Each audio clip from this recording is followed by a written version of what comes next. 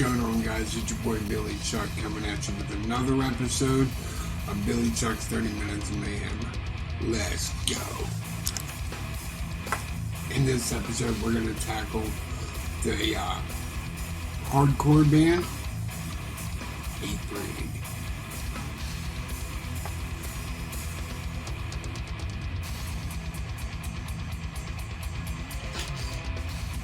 Hatebreed is a hardcore band from Bridgeport, Connecticut, and they formed in '94. The band released its debut album, "Satisfaction Is the Death of Desire." Fucking love that album. I remember pretty much almost every song on that album to this day, and it was released in '97. Not a lot of albums have done that. But the positive mental attitude that Jazda has, especially in that Satisfaction album, just grabbed me. But Hatebreed signed to Universal Records and released Perseverance in '02. And Hatebreed is often described as a hardcore punk band. They have played a major role in the Connecticut hardcore scene. I don't know much about the Connecticut hardcore scene, but the hardcore scene, well, here in Pittsburgh, what it used to be, I fucking love it. Love it. But Hatebreed was signed to Victory Records. They were signed to Stillborn Records, Universal Records, Roadrunner Records, Koch Records, Razor and Tie Records, and Nuclear Blast Records. And Hatebreed is consisted of the man, the myth, the legend, first and foremost, Mr. Jamie Jazda, Chris Beatty, Matt Byrne, Freck Novensek, and Wayne Loznak. And past members were Larry Dwyer Jr., Dave Russo, Nickel P, Pap Antonio, Matt McIntosh, Jamie Pushbutton Muckenhopt, Rig Ross, Lou Richards, and Sean Martin. But Hatebreed began by recording a 3-song demo and selling it to locals in '95, and those songs would eventually be released on a split 7-inch. But then they followed with a highly acclaimed EP, Under the Knife, and that was scheduled to come out on Big Whale Recreation in '95, but then was self-released in '96 and went on tour around the East Coast, Midwest, supporting UK hardcore bands like Voorhees. The following year, they released Satisfaction Is the Death of Desire on Victory Records. And that was when I discovered them. They have a song in particular on that album. It's called Burn the Lies. Burn the lies. The roads up in the roads. Shove them back down their throats. All that I have for you is hate. But Hatebreed toured with bands such as Slayer, Deftones, Entombed, and Napalm Death.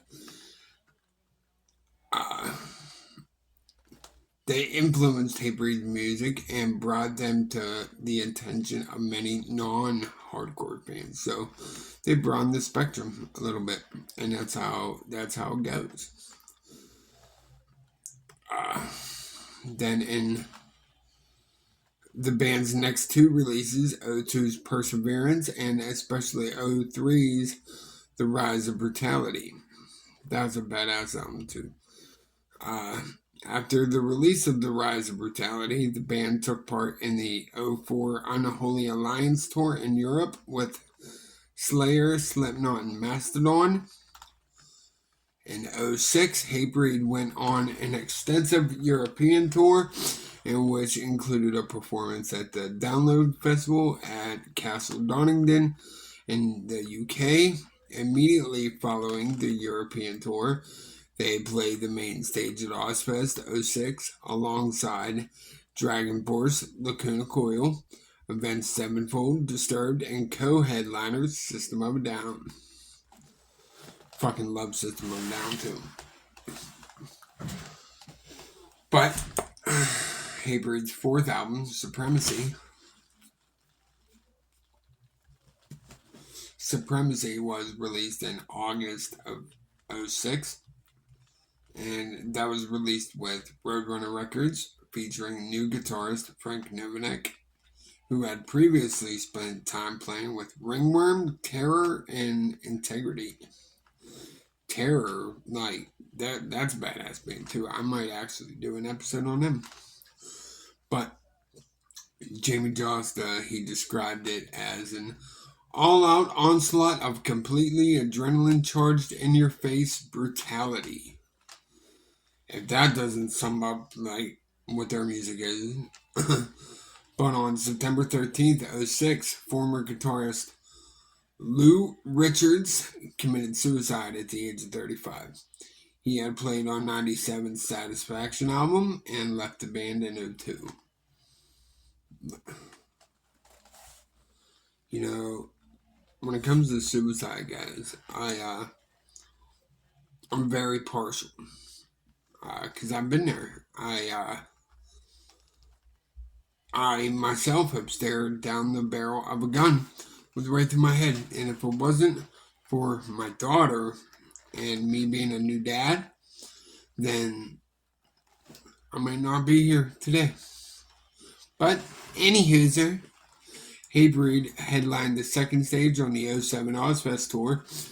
Hatebreed appeared at the Wacken Open Air Festival in 08 alongside Iron Maiden, Children of Bodom, and Avantasia.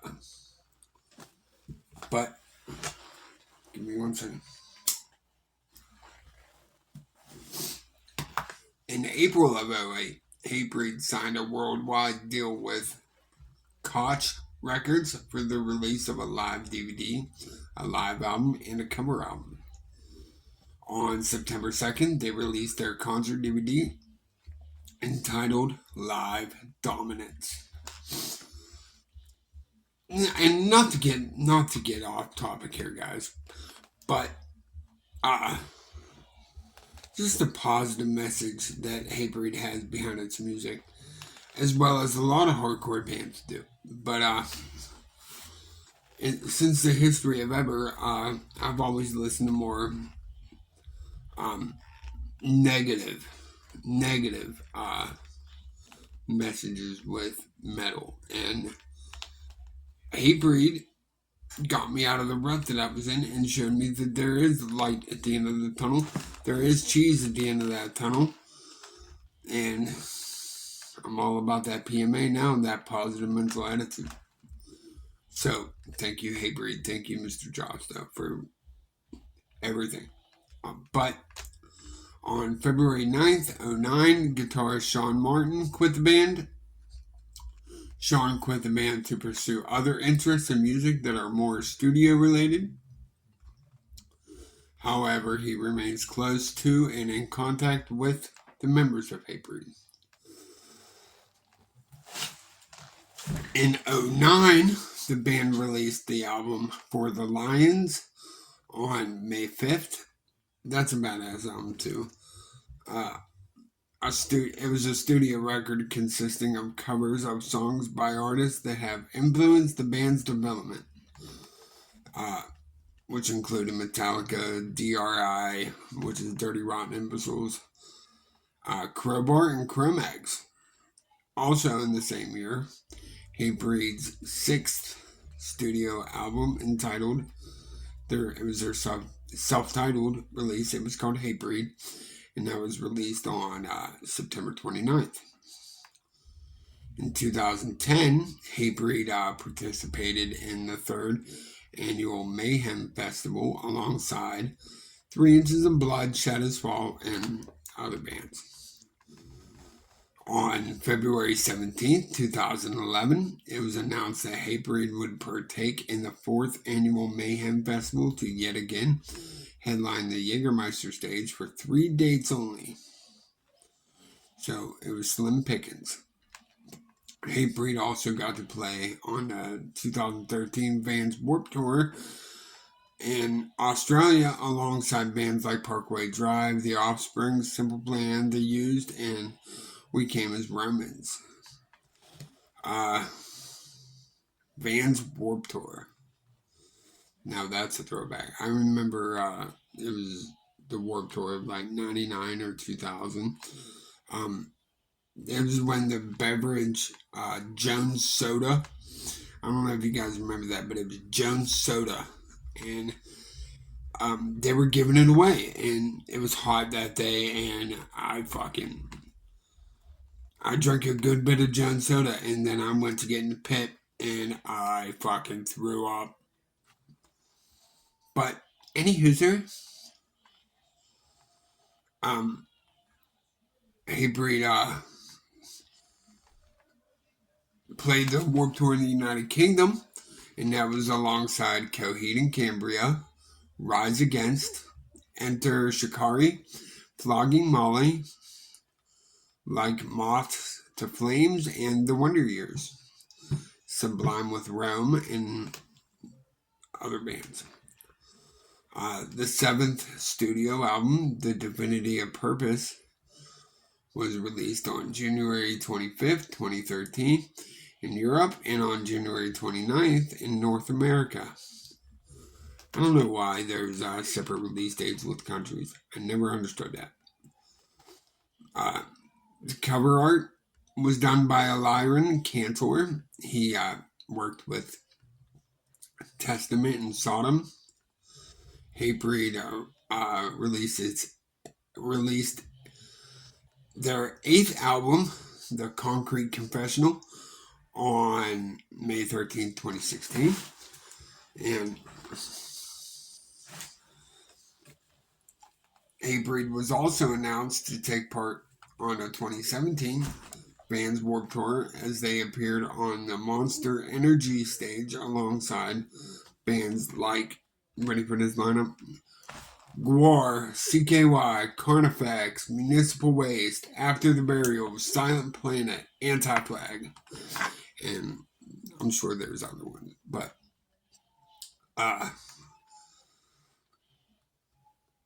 after touring the early part of 2019 with Obituary, Cro-Mags, Terror, and Fit for an Autopsy, Jamie Josta said that the band will spend the second half of 2019 writing and recording a new album. So, the band's 9th studio album, Weight of the False Self, was released on November 27th, 2020. And in the summer of 2021, Hatebreed, along with Trivium, will serve as an opening act for Megadeth and Lamb of God. That would have been a badass show, bro. Badass show.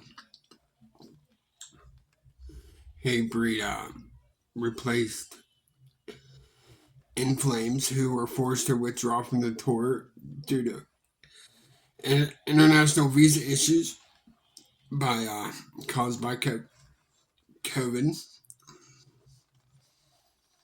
And they got some awards too. Hatebreed got some awards.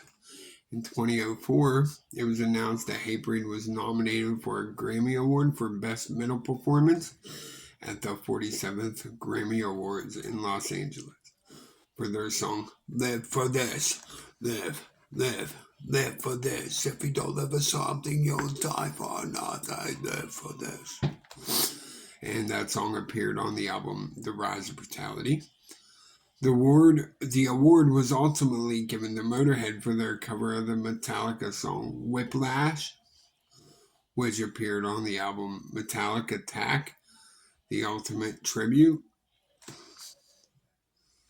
But as I'm reading here, guys, it says in the mid-90s, vocalist emo violence band Inhumanity, Chris Bickle, produced a design calling out Victory Records for their business practices.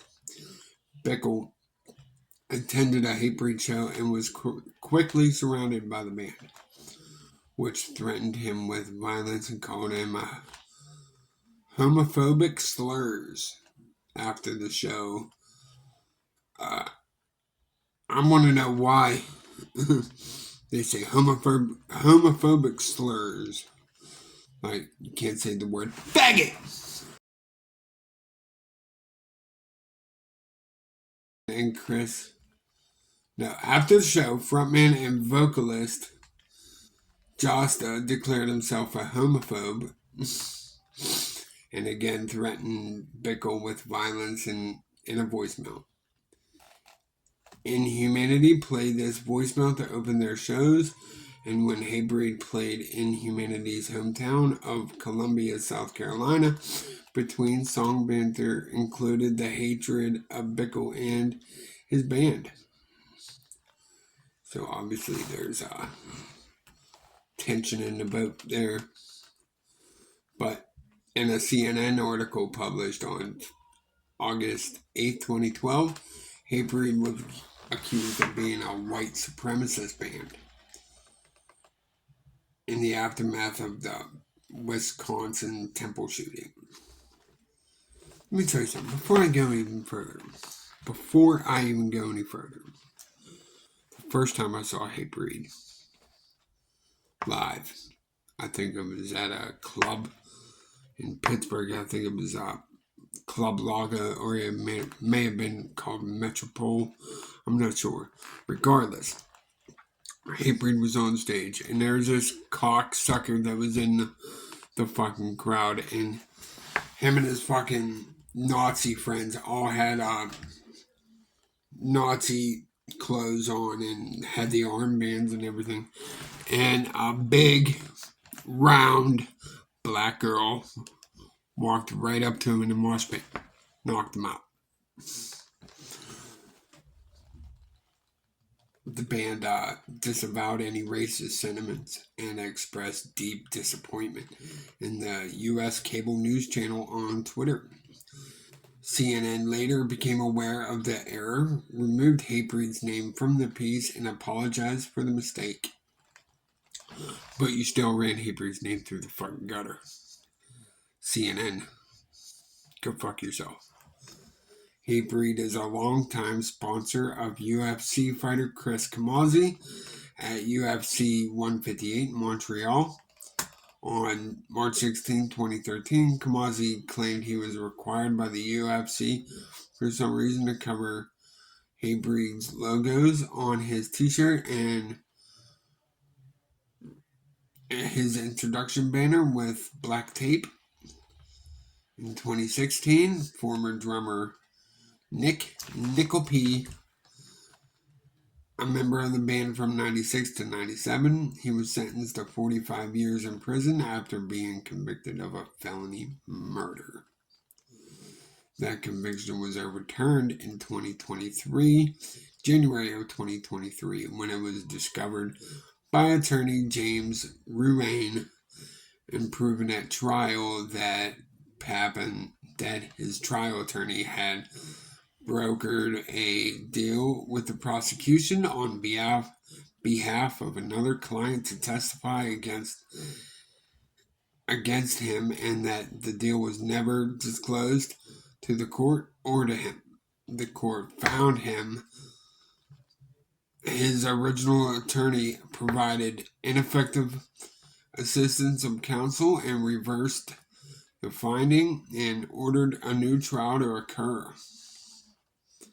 Wonder how that ultimately ended up. I don't want to see him go to jail forever. But, and I would like to know what it was about. But, moving on, combining hardcore with heavy metal, Hatebreed's musical... Before I even go any further, if you notice in Hatebreed's earlier work, like in the Satisfaction days, there was more music and not so much guitar solos, etc. And the more metal they the more metal they became, you started noticing more guitar solos and choruses that would fit like metal music, but they definitely changed their style. But Hatebreed are considered important to the development of metalcore. What?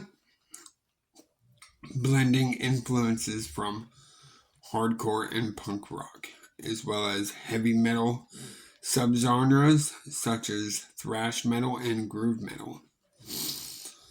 Alongside other bands in the 90s metalcore scene, such as Earth Crisis. Seen them. Let me tell you about Earth Crisis. I might have been at the Hatebreed show that I seen them. I was in it was either Earth Crisis or Visions of Disorder, but I was in the mosh pit. Somebody fucking was throwing firecrackers in the mosh pit.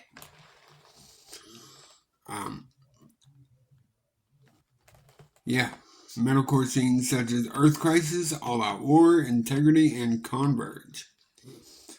They are influenced by Celtic Frost. Hatebreed's influences include metal and hardcore bands such as Agnostic Front, Carcass, Celtic Frost, Earth Crisis, Entombed, Integrity, Killing Time, Metallica, Obituary, Pantera, Sepultura, Sheer Terror, Sick of It All, and Slayer. So, there you go.